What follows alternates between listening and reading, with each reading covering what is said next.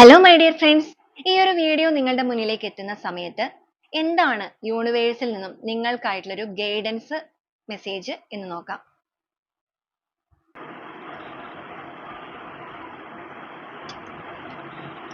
Compromise,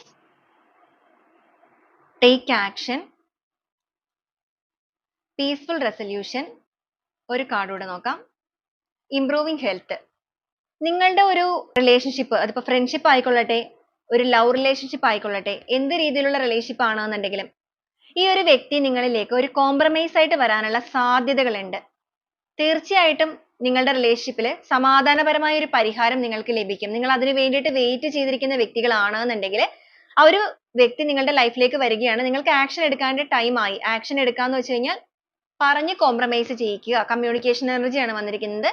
എല്ലാ കാര്യങ്ങളും തുറന്ന് സംസാരിച്ചതിന് ശേഷം അതൊരു കോംപ്രമൈസിലേക്ക് എത്തിക്കുക. തീർച്ചയായിട്ടും നിങ്ങൾക്ക് സമാധാനപരമായി നിങ്ങൾ ആഗ്രഹിക്കുന്ന രീതിയിലുള്ള ഒരു പരിഹാരം തന്നെയാണ് ലഭിക്കാൻ പോകുന്നത്.